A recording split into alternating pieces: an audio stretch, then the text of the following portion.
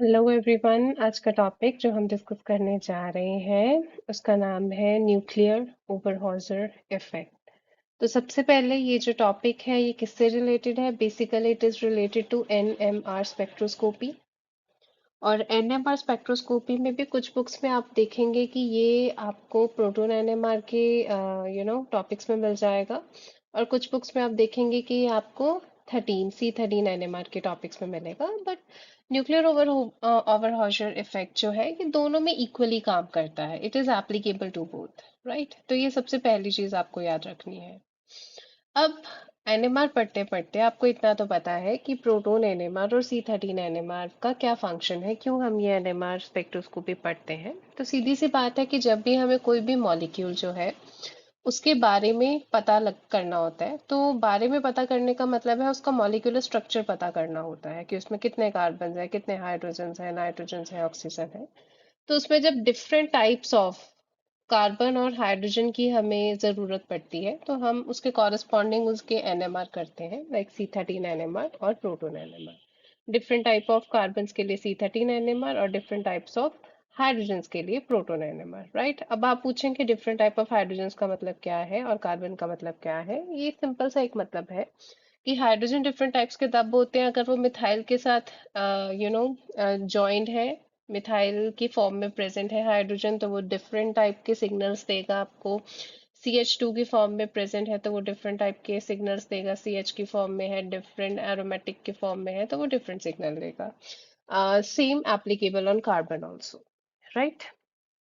अब जो ये एक टेक्निक है जो कि केमिस्ट्री में और बाकी सारे डिसिप्लिन्स में यूज होती है।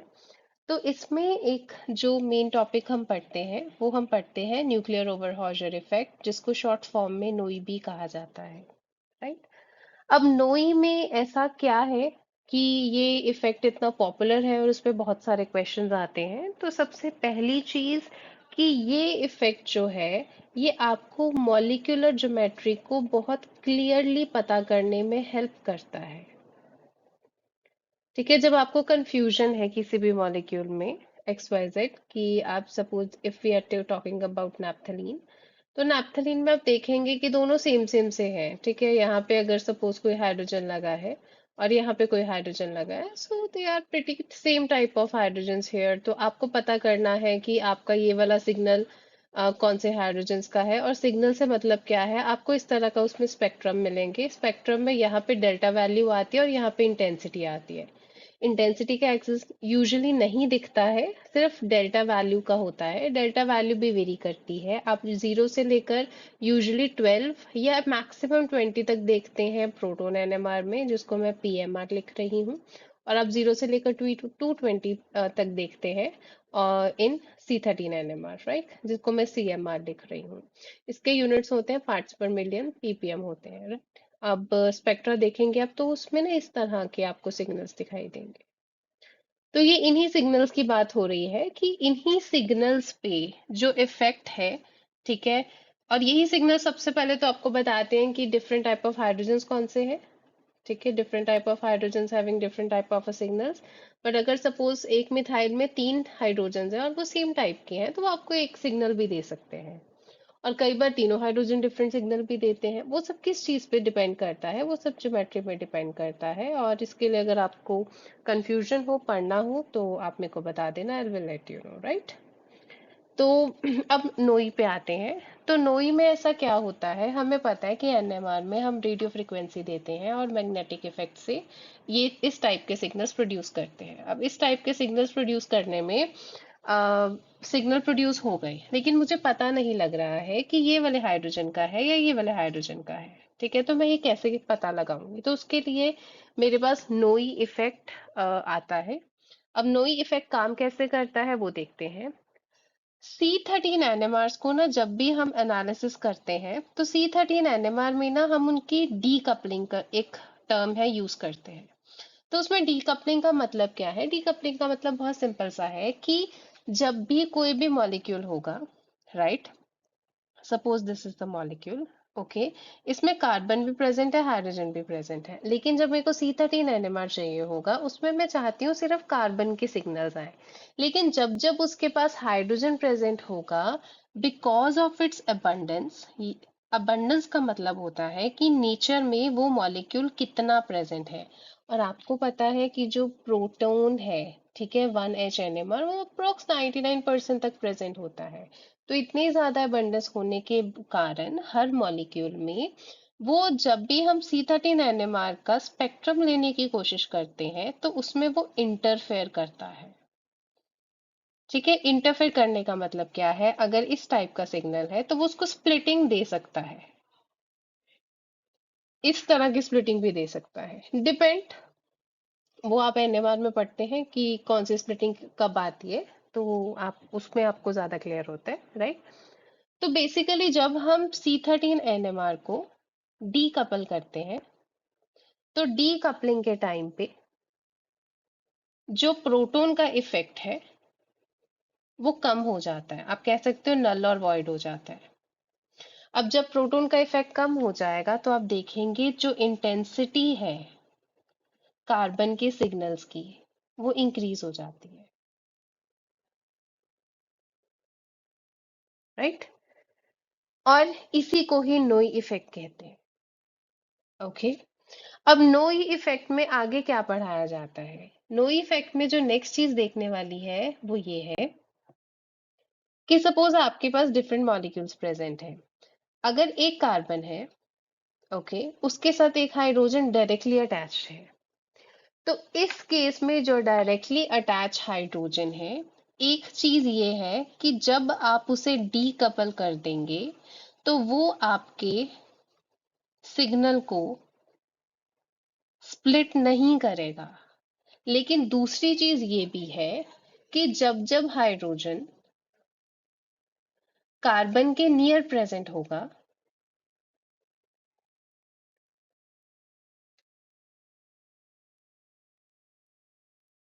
वो उस कार्बन के सिग्नल की इंटेंसिटी को इंक्रीज करेगा। और इस चीज को भी नोई इफेक्ट कहते हैं। ओके। अब सपोज एक कार्बन है, ओके, उसके साथ में 3 हाइड्रोजन्स प्रेजेंट है, और एक कार्बन है उसके साथ में सिर्फ 2 हाइड्रोजन्स प्रेजेंट है। तो आपसे क्वेश्चन पूछा जा सकता है कि किसमें नो इफेक्ट ज्यादा दिखेगा, तो इसका आंसर ये है कि इस केस में नो इफेक्ट ज्यादा दिखेगा as compare to this, as compare to this, और as compare to alone carbon. Okay, I hope ये चीज आपको क्लियर हो गई हो। ठीक है। अब एक तो मैंने आपको बोला कि वो कार्बन के सिग्नल की इंटेंसिटी को इंक्रीज कर रहा है। अब इंटेंसिटी कितनी इंक्रीज हुई है? ठीक है, जो इंटेंसिटी का क्वांटिटी है ना, that how much it is increase. जब हमें उस चीज का पता लगता है तो उस चीज को हम बोलते हैं न्यूक्लियर ओवरहोज और एनहांसमेंट। ओके, यानी कि डिग्री ऑफ इंक्रीज को हम बोलेंगे न्यूक्लियर ओवरहोजर एनहांसमेंट। याद रखना पहले वाला इफेक्ट है, इसको एनहांसमेंट बोला जाता है, डोंट गेट कंफ्यूज। ओके।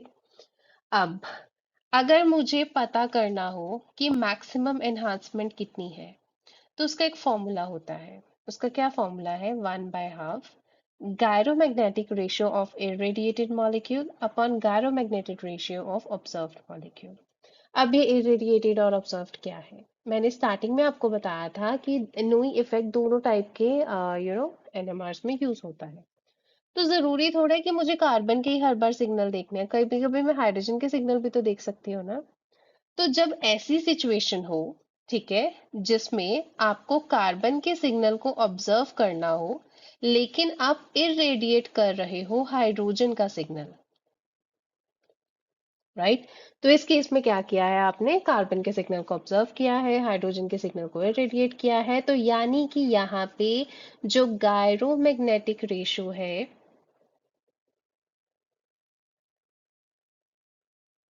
जिसे आप गामा इरेडिएट करेंगे, वो हाइड्रोजन की आएगी यहाँ पे, right.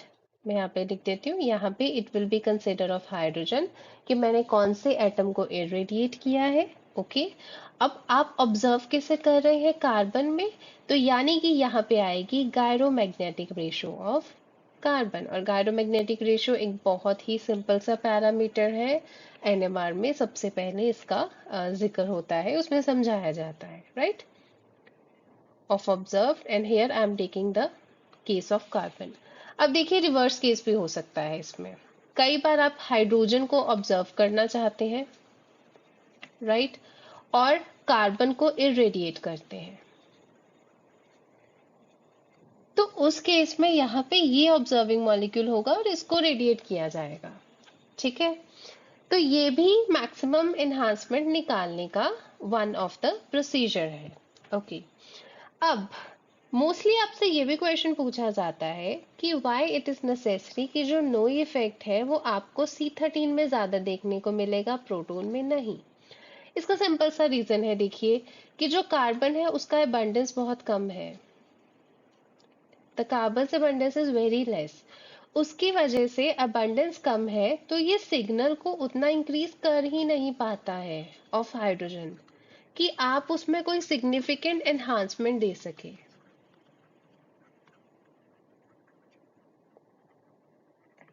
Right? So that's why the answer is it is less observed in proton NMRs, but it is more observed in C13 NMR. Right? अब एक इम्पॉर्टेंट चीज नेक्स्ट, हमेशा प्रोटॉन एनएमआर में सबसे ज्यादा इम्पॉर्टेंट क्या होता है, प्रोटॉन एनएमआर में सबसे ज्यादा इम्पॉर्टेंट होता है सिग्नल। तो हमेशा याद रखिए कि जो एनओई है वो एक ऑब्जर्व्ड एनहांसमेंट ऑफ सिग्नल है, खुद ब खुद सिग्नल नहीं है, राइट। तो सिग्नल की जब भी मुझे टोटल इंटेंसिटी को प्रिडिक्ट करना होता है,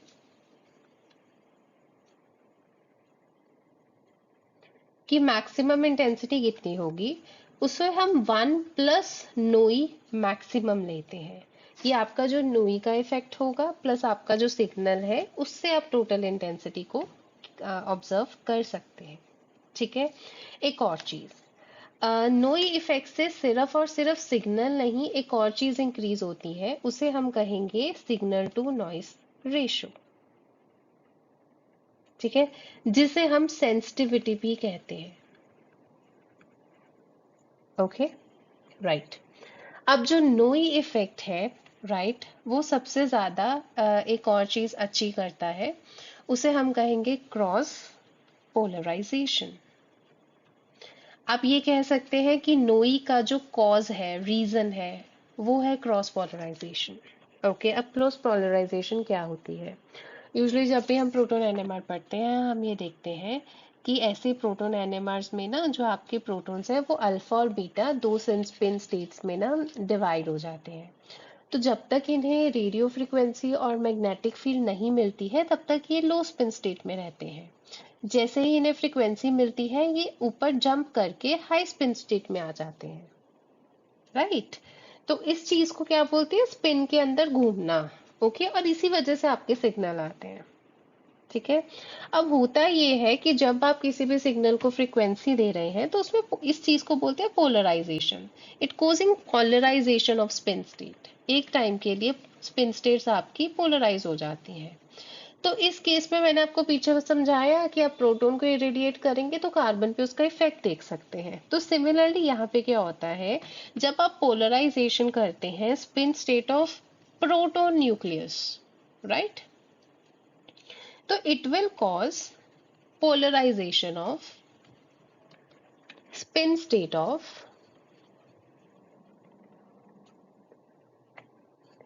C13 न्यूक्लियस। ओके, और ऐसे ही वाइस वर्सा भी केस होता है। इसे बहुत डिटेल में पढ़ने की कोई जरूरत नहीं है, आपको बस इतनी नॉलेज होनी चाहिए कि इसमें क्रॉस पोलराइजेशन हो रही है। क्लोज पोलराइजेशन का मतलब ये है जब आप प्रोटॉन को एक्साइट करते हैं, उसकी स्टेट एक्साइट होती है, पोलराइज होती है, उसकी वजह से C13 एनएमआर की स्पिन स्टेट भी पोलराइज हो रही है, राइट। अब जब आप किसी चीज को पोलराइज कर रहे हैं, ठीक है, यानी आप प्रोटॉन एनएमआर को इरेडिएट कर रहे हैं, ओके, ये क्या करता है, ये अटेन करता है डिस्ट्रीब्यूशन ऑफ स्पिन्स। मतलब बेसिकली आप किसी चीज को एनर्जी दे रहे हैं, वो एनर्जी ले रही है वो, और वो अपनी एक इक्विलिब्रियम स्टेट में चली जाती है। ये जो उसकी इक्विलिब्रियम स्टेट है, उसे हम क्या कहेंगे, उसे हम कहेंगे बोल्ट्जमैन स्टेट। ये बीच में प्रोटोन एनएमआर में पढ़ाया भी जाता है। ठीक है। और जब कोई भी एक स्टेट बोल्ट्जमैन स्टेट में आ जाती है ना, तो इस पॉइंट पे जाके जो प्रोटोन एनएमआर और C13 एनएमआर की एटम की स्पिन स्टेट्स हैं, वो आपस में इंटरेक्ट करती हैं।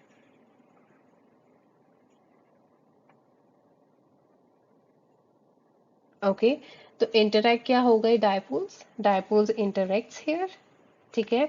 तो दैट मीन्स जो स्पिन स्टेट है कार्बन न्यूक्लियाई की, वो सेंस कर लेती है spin state of proton NMR nuclei.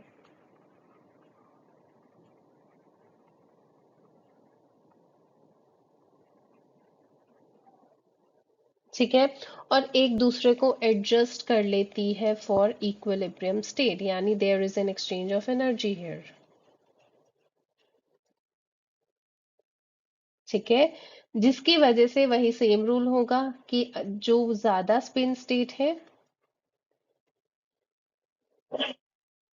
So more number off spin या मोर number of proton NMR in lower energy state, जो मैंने ऊपर अल्फा से आपको यहाँ पे डेजिग्नेट की है, यहाँ पे देखो। ठीक है। और वहां पे पॉपुलेशन इंक्रीज हो जाएगी। क्यों इंक्रीज हो जाएगी, क्योंकि कार्बन के साथ साथ प्रोटॉन एनएमआर की स्पिन भी वहां ऐड हो जाएंगे, जिसकी वजह से जो इंटेंसिटी है प्रोटॉन एनएमआर की, वो इंक्रीज हो जाती है। सॉरी, जो इंटेंसिटी है C13 एनएमआर की, वो इंक्रीज हो जाती है ड्यू टू प्रोटॉन एनएमआर। ठीक है।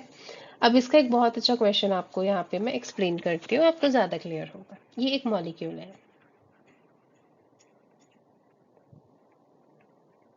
इसमें ना दो मिथाइल ग्रुप है।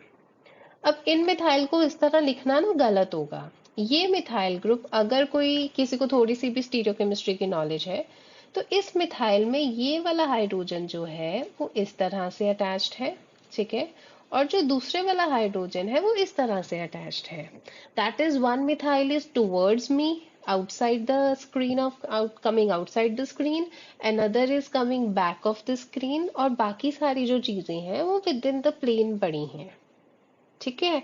तो इस केस में आप देखेंगे कि there are two methyl groups. ठीक है। अब मैंने कहा था कि नो इफेक्ट यहाँ पे होना चाहिए, बिल्कुल होना चाहिए। कार्बन के साथ 3 हाइड्रोजन प्रेजेंट है, तो नो इफेक्ट तो होगा ही यहाँ पे। ठीक है। लेकिन ये जो दोनों मिथाइल है ना, ये आपस में भी सेम सिग्नल नहीं देते हैं। ये मैंने बोला ना, बिकॉज इनकी स्टीरियोकेमिस्ट्री डिफरेंट है। ठीक है। तो एक जो मिथाइल ग्रुप है that will become syn with hydrogen. Syn का मतलब क्या होता है, same side with the hydrogen है, क्लोज टू हाइड्रोजन है। तो इसकी जो डेल्टा वैल्यू आती है ना, वो आती है 36.2 ppm पे। और जो दूसरा मिथाइल ग्रुप है ना, वो एंटी है टू हाइड्रोजन, और इसकी डेल्टा वैल्यू आती है 31.1 ppm पे। So that means these both methyl, they are non-equivalent।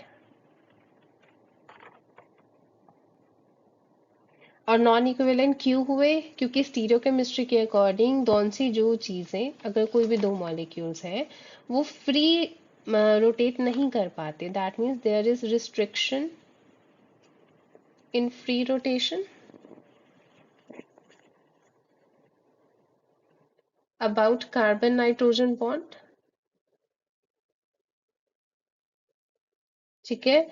और इसको रिस्ट्रिक्ट किसने किया है, इसने।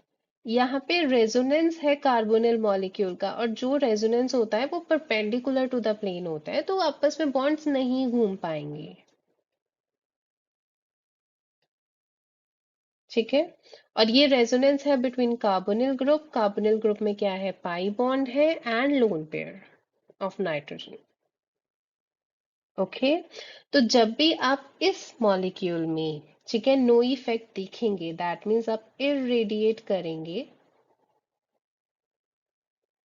हाइड्रोजन के एटम्स को तो जो सिन वाले मिथाइल ग्रुप है वो आपको नोई इफेक्ट शो करेगा। नोई इफेक्ट का मतलब क्या है? इसके सिग्नल जो है they will enhance more than anti group.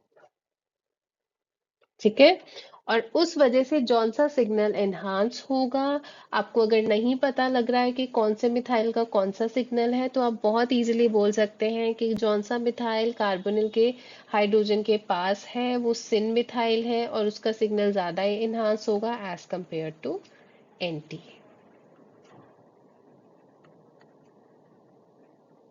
ठीक है, तो एक लास्ट चीज जो आपको बतानी रह गई थी कि नोई इफेक्ट ना एक और टाइप के मॉलिक्यूल्स में आता है। सपोज ये इस टाइप का कोई मॉलिक्यूल है। ठीक है, मॉलिक्यूल में ना ये दो टाइप के हाइड्रोजन्स अटैच्ड हैं। अब ये हाइड्रोजन्स देखो डायरेक्टली अटैच नहीं है बट एक दूसरे के साथ बहुत ज्यादा क्लोज प्रॉक्सिमिटी में है। तो कई बार आपको अगर मतलब if the person is having the proton anomer in their own lab, ठीक है, खुद के लैब में प्रोटोन एनोमर प्रेजेंट है, तो उस केस में क्या होगा कि हम ये चीज ऑब्जर्व कर सकते हैं कि कई बार एक हाइड्रोजन को इरेडिएट करने से दूसरे की क्या है इंटेंसिटी पे इफेक्ट शो हो रहा होता है।